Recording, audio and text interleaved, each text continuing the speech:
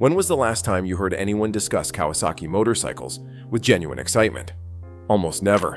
And that reveals everything. There was a time when this Japanese manufacturer commanded respect across global markets, engineering machines that define performance standards.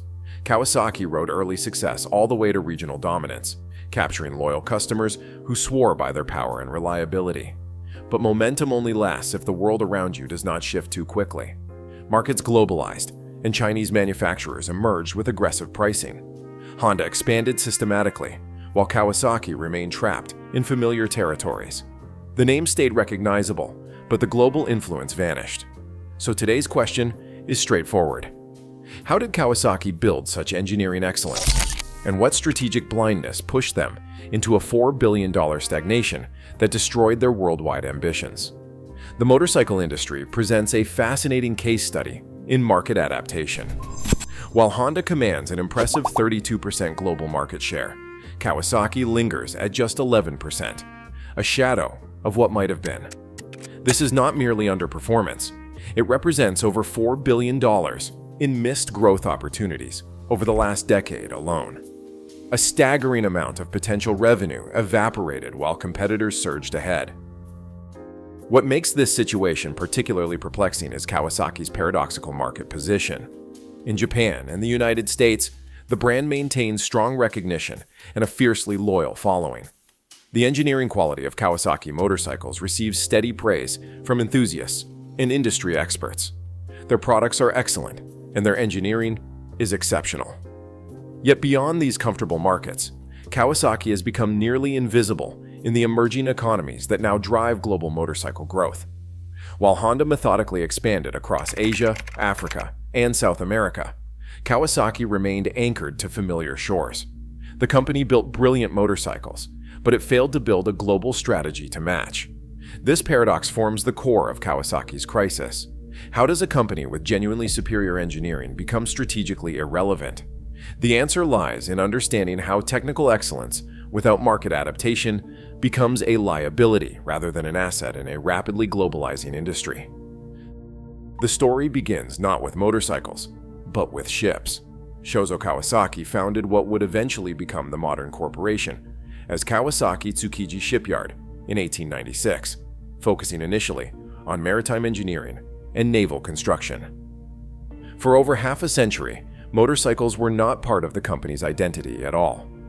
The pivot to motorcycles came in 1949, amid Japan's post-World War II industrial reconstruction.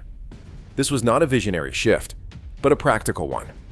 The motorcycle market offered growth potential at a time when the nation was rebuilding its manufacturing base. Kawasaki entered a domestic market already crowded with competitors, particularly Honda and Yamaha, who had secured strong positions in Japan's transportation revolution. These early years were marked by struggle rather than immediate success. Honda had established itself as the practical, reliable option for everyday transportation, while Yamaha had carved out a reputation for accessibility and value. Kawasaki found itself the newcomer in a mature market, searching for differentiation beyond simply making another motorcycle. The breakthrough came in the 1960s, when Kawasaki engineers focused on two-stroke engine technology that delivered superior power-to-weight ratios compared to competitors. This technical innovation established what would become Kawasaki's enduring identity: raw performance that pushed boundaries.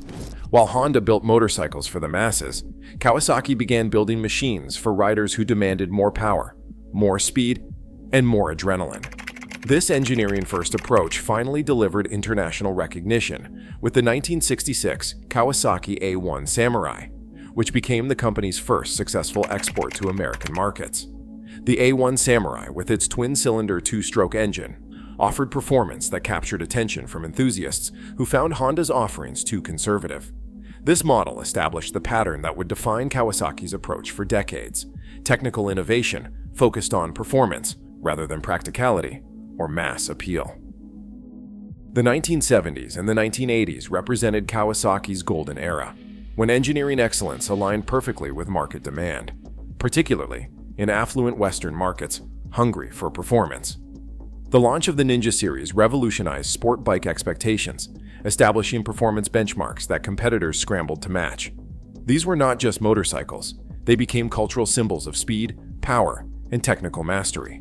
Perhaps nothing demonstrated Kawasaki's performance dominance more clearly than the Z1, a 900 cubic centimeters, four-cylinder motorcycle that captured the American muscle bike market with overwhelming force.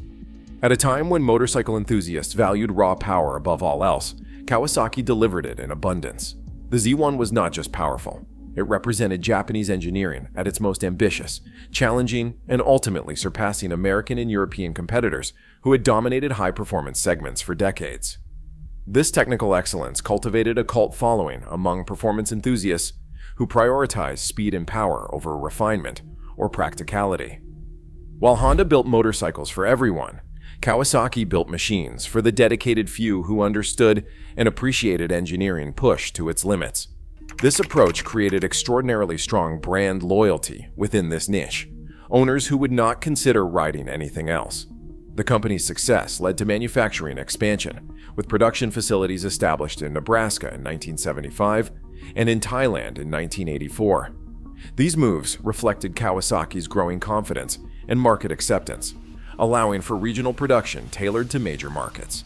The Nebraska facility particularly symbolized Kawasaki's conquest of American buyers, producing motorcycles in the heart of a market once dominated by domestic manufacturers like Harley-Davidson. Kawasaki's peak cultural moment came with the 1986 release of Top Gun, featuring Tom Cruise racing a Kawasaki Ninja GP-Z900R in iconic scenes that embedded the brand into popular consciousness. This cinematic showcase cemented Kawasaki's identity as the choice for those who valued performance above all else. For a moment, it appeared that Kawasaki had established an unassailable position in the high-performance segment of the motorcycle market. The 1990s brought subtle but significant shifts that would eventually undermine Kawasaki's position. Environmental regulations and fuel efficiency concerns began reshaping market priorities, favoring Honda's approach to engineering, which balanced performance with efficiency and emissions control. While Kawasaki continued perfecting raw power delivery, Honda invested in cleaner, more efficient engine technologies that anticipated regulatory changes. Meanwhile, an entirely new competitive threat emerged as Chinese manufacturers entered the global motorcycle market, with government backing and aggressively low pricing strategies. These manufacturers did not target Kawasaki's performance niche initially, but they began eroding the broader market base, particularly in developing economies where price sensitivity outweighed performance considerations. Kawasaki's response to these emerging threats revealed a strategic narrowness that would eventually prove costly. Rather than adapting to changing market conditions, the company doubled down on its high-performance niche, perfecting what had worked in the past instead of developing products for emerging opportunities. This focus maintained Kawasaki's reputation among enthusiasts, but it blinded leadership to massive shifts happening in global motorcycle markets. Particularly telling was the internal resistance to adapting products for emerging market preferences and price points. While Honda methodically studied local needs in markets like India, Indonesia, and Brazil, developing specific motorcycles for these regions, Kawasaki maintained a largely standardized global product line, optimized for affluent markets. The assumption seemed to be that developing economies would eventually mature into markets for high-performance machines, rather than recognizing these regions had distinct and enduring transportation needs. During this critical period, Honda executed a systematic expansion into India, Southeast Asia, and Latin America through partnerships, localized manufacturing, and products designed specifically for regional preferences. Kawasaki, by contrast, hesitated to commit resources to unfamiliar territories, maintaining focus on perfecting its position in established markets while new opportunities emerged elsewhere. This divergence in strategy would eventually translate into the dramatic market share gap we see today. The early 2000s brought Kawasaki to a strategic crossroads that would define its future trajectory. Leadership faced a fundamental choice: to perfect existing products for established markets, or to expand aggressively into unfamiliar territories with adapted offerings. This decision point came during a period of economic challenges in Japan following the 1990s lost decade, which had fostered risk-averse corporate cultures across Japanese industry. Kawasaki's board ultimately chose the path of least resistance, maintaining premium positioning rather than developing the affordable global models that might have captured emerging market share. This decision reflected an underlying belief that Kawasaki's identity was inextricably tied to high-performance, premium motorcycles, and that any deviation would dilute brand value. While this preserved short-term profitability and brand perception, it set the stage for long-term global irrelevance. Particularly consequential was the rejection of joint venture opportunities with local manufacturers in emerging markets. While Honda, Yamaha, and even Suzuki formed strategic partnerships that provided market entry and manufacturing scale in regions such as India and Southeast Asia, Kawasaki maintained a go-it-alone approach that prioritized control over expansion. These potential partnerships represented not just manufacturing capacity, but critical market intelligence and distribution networks that Kawasaki chose to forgo. Perhaps most revealing was the apparent comfort with regional dominance instead of pursuing worldwide growth. Strong positions in Japan, North America, and parts of Europe created a false sense of security, masking the reality that the motorcycle industry's center of gravity was shifting dramatically toward emerging economies. Markets that Kawasaki ignored or underinvested in were precisely those experiencing exponential growth, while traditional markets stagnated or declined. This pivotal decision reflected deeper organizational challenges, a corporate culture that prioritized engineering excellence over market adaptation, and leadership more comfortable perfecting existing successes than pioneering new approaches. In an industry rapidly globalizing, Kawasaki chose localization. In a market demanding accessibility, they chose exclusivity. In an era requiring adaptation, they chose tradition. The consequences of these strategic choices became painfully apparent between 2010 and 2020, as Kawasaki belatedly attempted to correct course. Late expansion attempts into emerging markets resulted in approximately $1.2 billion in write-offs from failed international ventures, capital investments that delivered neither market share nor sustainable presence. These costly failures included abandoned manufacturing facilities in Brazil, India, and Eastern Europe, markets where earlier entry might have established viable positions. During the same period, Chinese manufacturers captured a staggering 40% of global motorcycle sales, dominating price-sensitive segments while Kawasaki remained focused on premium niches. Brands like Leifan, Lanxin, and Zongshen systematically expanded from domestic success into export markets, establishing manufacturing scale that Kawasaki could not match and price points it would not consider. Honda executed what might be called a textbook case of strategic market conquest, systematic entry into emerging economies through carefully structured local partnerships and products adapted to regional preferences. Their approach combined patience, capital investment, and a willingness to develop entirely new product lines specific to each market's needs.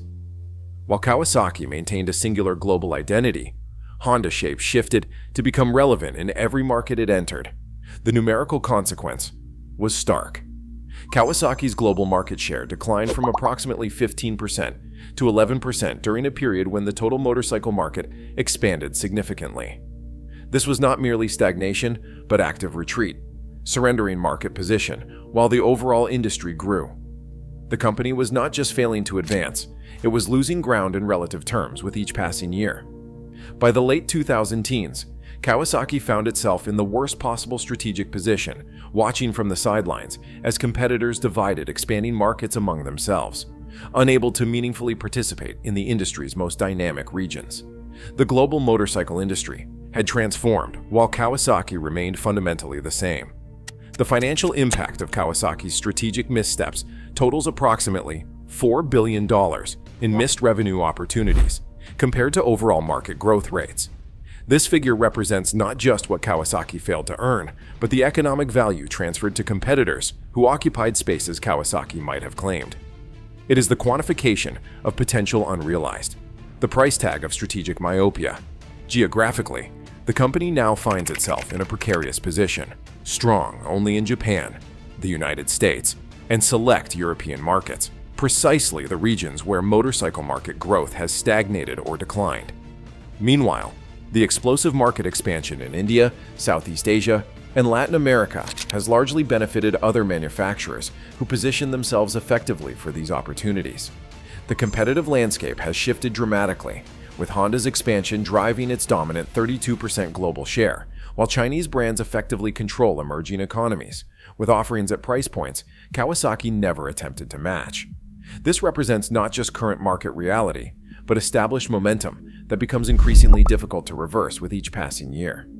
Internally, the consequences have been equally significant. Leadership changes, strategic reviews, and a corporate culture increasingly resistant to risk-taking followed costly failures. This creates a negative feedback loop where previous disappointments reinforce conservative approaches, making bold strategic pivots increasingly unlikely just when they are most needed. The current reality is a company that remains profitable but plateaued, watching from the sidelines as global opportunities disappear. Kawasaki motorcycles continue to receive praise for their engineering excellence and performance characteristics, but the company's strategic relevance diminishes with each market shift it fails to address. Technical excellence without strategic adaptation has proven insufficient in a rapidly evolving global industry.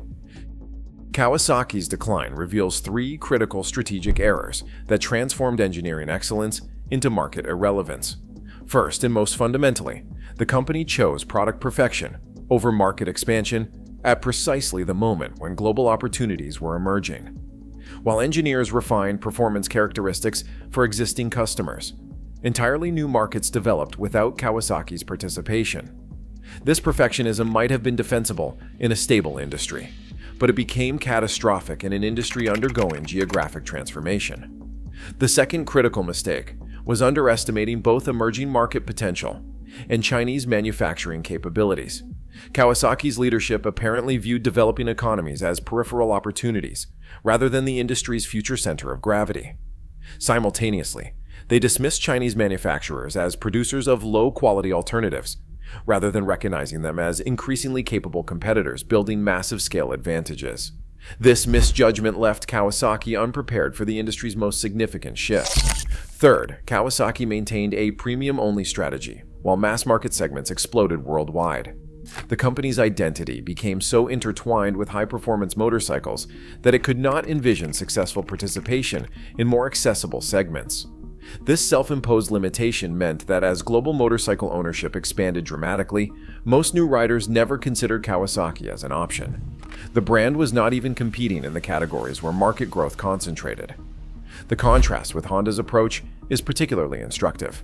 While Kawasaki protected its established identity, Honda systematically pursued global relevance through local partnerships, adapted products, and patient capital investment. Honda recognized that different markets required fundamentally different approaches, rather than simply exporting a standardized global offering. This flexibility allowed Honda to become relevant in virtually every market, while Kawasaki remained narrowly defined. Perhaps most troubling was the strategic paralysis that developed. Regional success became a trap preventing global ambition. Strong performance in established markets created complacency and risk aversion, with each passing year making bold strategic pivots more difficult to execute. Success in Japan and North America became not a foundation for global expansion, but a comfortable refuge from the challenges of market adaptation. Kawasaki's 2024 position reflects this troubled history. It has excellent engineering and loyal customers, but shrinking global relevance. The company continues producing motorcycles that earn enthusiast praise and that maintain devoted followings in established markets, but its worldwide influence diminishes with each passing year as the industry evolves without its participation. Future challenges appear even more daunting than past missteps. The transition to electric motorcycles represents both threat and opportunity, requiring substantial investment and a willingness to reevaluate fundamental engineering approaches. Chinese dominance in emerging markets has established entrenched positions that are difficult to challenge. Perhaps most problematically, Kawasaki's limited manufacturing scale compared to larger competitors creates cost disadvantages that compound with each missed market opportunity. Potential recovery paths exist, but they require dramatic departures from established patterns. Strategic partnerships could provide market entry where independent expansion failed. Entering emerging markets, though belated, might still capture portions of growing demand. Alternatively, Kawasaki could embrace niche specialization, focusing entirely on premium segments where its engineering excellence delivers meaningful differentiation. Each path requires acknowledging past failures and embracing new strategic approaches. The key lesson transcends Kawasaki specifically. Comfort with existing success often becomes the greatest threat to future growth. When a company defines itself by past accomplishments rather than future adaptations, it creates the conditions for strategic stagnation regardless of technical excellence. Engineering superiority provides no immunity to market irrelevance when divorced from strategic flexibility. This raises the final question that will determine Kawasaki's future. Can the company escape the regional limitations and strategic stagnation that have defined recent decades? Or will a proud engineering tradition continue its gradual slide into global irrelevance, producing excellent motorcycles for an increasingly narrow slice of the worldwide market? Engineering excellence without strategic vision creates nothing but expensive irrelevance. Kawasaki's missed opportunity of $4 billion reminds us that no amount of technical perfection can overcome strategic blindness. Honda's 32% market dominance versus Kawasaki's 11% share tells the real story. Adaptability always defeats perfectionism. What motorcycle brand earns your trust? Has Kawasaki's strategic collapse changed your perception of Japanese engineering excellence? Comment below with your perspective and subscribe now. We are exposing how legendary companies collapse while appearing successful from the outside.